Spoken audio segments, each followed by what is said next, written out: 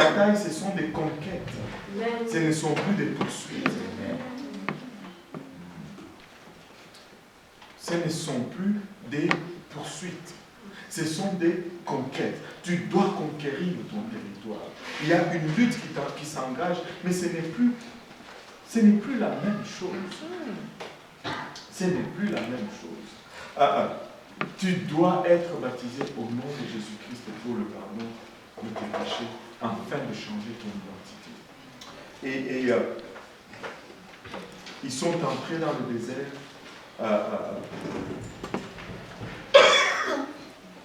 Avec l'Égypte, c'était fini. Mais Israël a connu un problème récurrent. C'est qu'ils avaient tout le temps les yeux vers derrière. Ils regardaient tout le temps l'Égypte. Au moindre problème, ils commencent à regarder l'Égypte. Ils ont marché d'abord pendant 3 mois. Et ils sont arrivés, oui, on peut y aller. Ils sont arrivés au pied du mont Sinaï.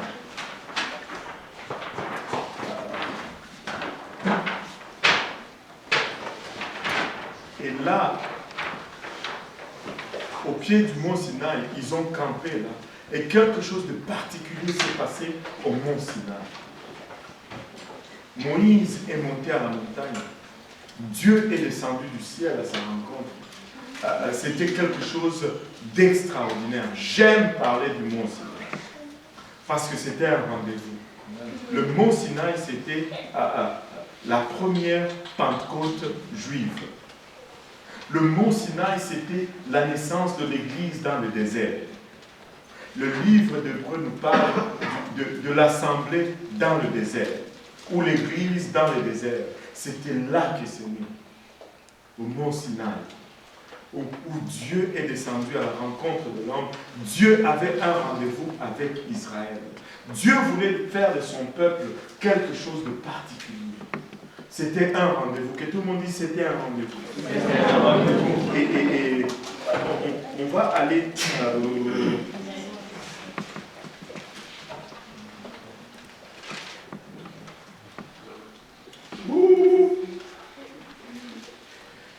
Exode toujours, chapitre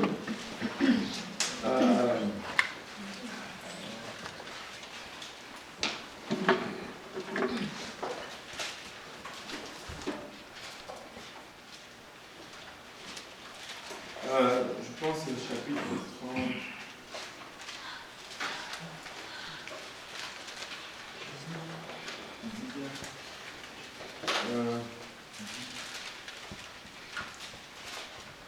Vous allez trop vite.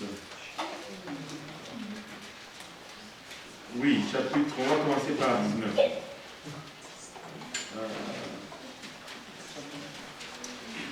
Chapitre 19, premier verset.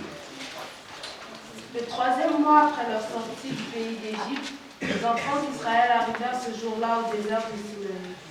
Étant partis de Réphidim, ils arrivèrent au désert de Sinaï et ils campèrent dans le désert. Israël campa là, vis-à-vis de la montagne.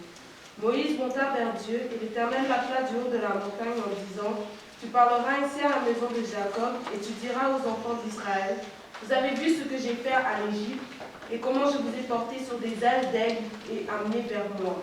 Maintenant, si vous écoutez ma voix et si vous gardez mon alliance, vous m'appartiendrez entre tous les peuples, car toute la terre est à moi. Vous serez pour moi un royaume de sacrificateurs et une nation sainte. Vous serez pour moi un royaume de et une nation. Voilà les Est-ce que quelqu'un peut dire rien n'a changé? Rien n'a changé. Amen. Dieu est le même hier, aujourd'hui et demain. Il est en train, il dit, il veut faire d'Israël un royaume de sacrificateurs, une nation sainte. Quand on arrive dans le livre de Pierre, il nous dit, nous sommes un sacerdoce royal, un peuple péculier, que Dieu s'est mis à part. Soyez saints comme je suis saint. Il voulait que ce peuple soit un royaume de sacrificateurs. Et il voulait que ce soit un peuple saint. Amen. Maintenant, ça a toujours été le désir de Dieu depuis le début. Et si on continue. Voilà les paroles que tu diras aux enfants d'Israël. Moïse vint appeler les anciens du peuple et mit devant eux toutes ces paroles comme l'Éternel le lui avait ordonné. Le peuple tout entier répondit, nous ferons tout ce que l'Éternel a dit. Moïse rapporta les paroles du peuple à l'Éternel, et l'Éternel dit à Moïse, voici je viendrai vers toi dans une épaisse nuée, afin que le peuple entende quand je te parlerai, et qu'il y ait toujours confiance en toi. Moïse rapporta les paroles du peuple à l'Éternel, et l'Éternel dit à Moïse, va vers le peuple, sanctifie-les aujourd'hui. Sanctifie-les aujourd'hui. Et demain. Et qu'ils lavent leurs vêtements. Ne viens pas à l'église avec les vêtements sales. Qu'ils soient prêts pour le troisième jour, car le troisième jour, l'Éternel descendra aux yeux de tout le peuple sur la montagne de Sinaï. Aux yeux de Tu fixeras au peuple des limites tout alentour, et tu diras, gardez-vous de monter sur la montagne ou d'en toucher le bord. Quiconque touchera la montagne sera puni de mort. On ne mettra pas la main sur lui, mais on le lapidera, ou on le percera de flèches, animal ou homme, il ne vivra point. Quand la trompette sonnera, ils s'avanceront près de la montagne.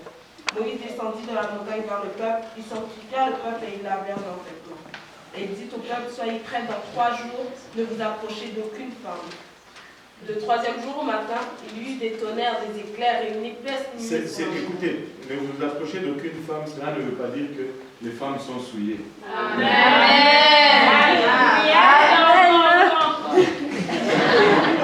Parce que tout le peuple devait s'approcher.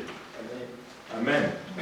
Mais il dit tout simplement, n'ayez pas de rapport sexuel. Ne vous adonnez pas au plaisir de la chair. Sanctifiez-vous. Amen. Alléluia. Le troisième jour au matin, il y eut des tonnerres, des éclairs. Des éclairs. Des nuées. Sur la montagne. Le son de la trompette retentit fortement, et tout le peuple qui était dans le camp fut saisi d'épouvante. Et le peuple avait peur. Ils ont eu peur. Je ne sais pas si ici on ne voit rien. Dans nos pays, je ne sais pas chez vous là, mais chez nous, quand il pleut, même avant la pluie, c'est pas d'abord quand ça commence à être sombre seulement, tout le monde commence à fuir. Ici, on ne court pas quand la pluie vient. Je ne sais pas pourquoi. Chez nous, tout le monde court. Les éclairs, les tonnerres. Waouh! Ça détonne et ça cogne. Maintenant, une petite question. Une petite question. Pourquoi est-ce qu'on voit toujours d'abord l'éclair? À cause de la lumière, la vitesse de la lumière. Il y en a qui savent gâcher vraiment les choses. C'est bon. Non, je... Bon, ok. On était là. Pourquoi est-ce qu'on voit toujours l'éclair avant d'entendre les tonnerres? Chris. La vitesse de la lumière est plus grande que celle du son. Waouh! Est-ce qu'on peut l'applaudir?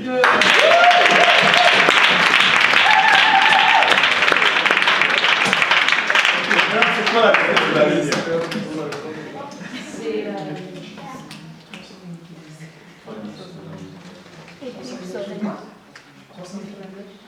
Exposant 8 km.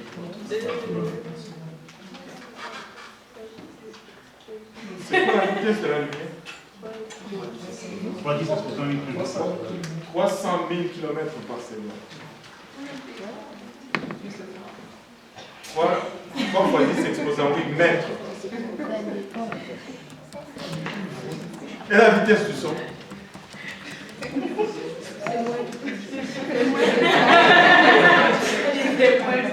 Parce qu'on a toujours l'habitude de dire que bon, les pentecôtistes, ce sont des gens qui ne connaissent pas la science et blablabla.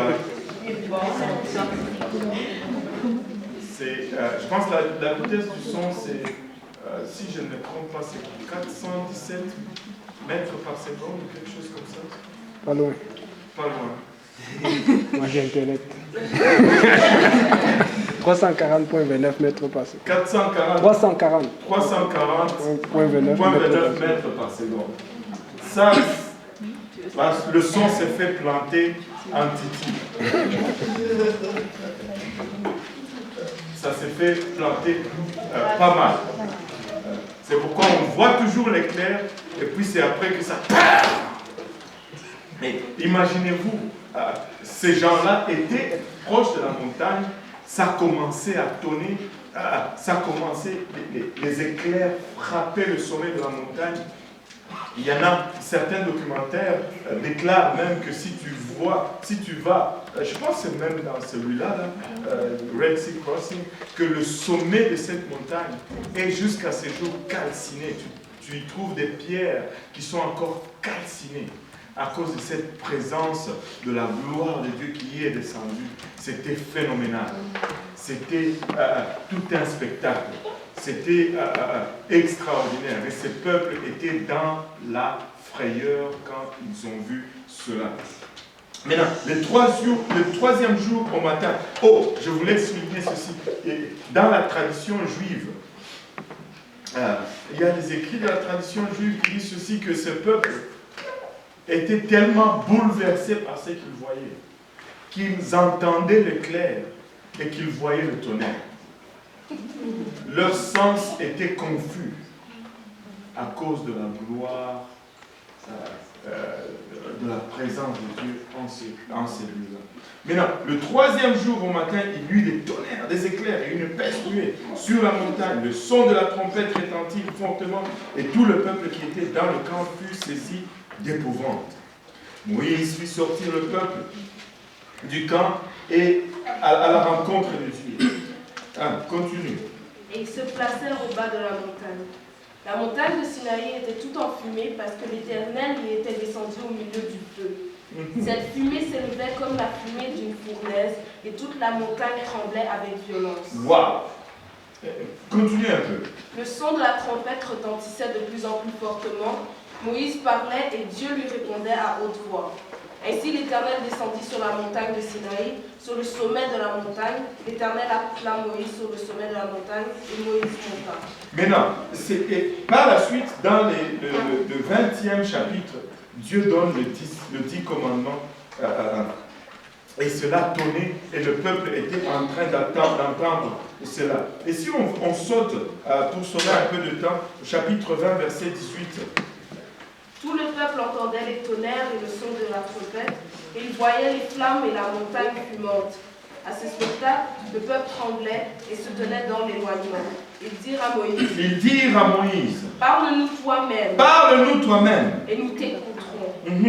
Mais que Dieu ne nous parle point, de peur que nous ne mourions. Erreur fatale. Parle-nous toi-même. Et nous allons t'écouter. Parce que s'approcher de Dieu là, c'est trop dangereux.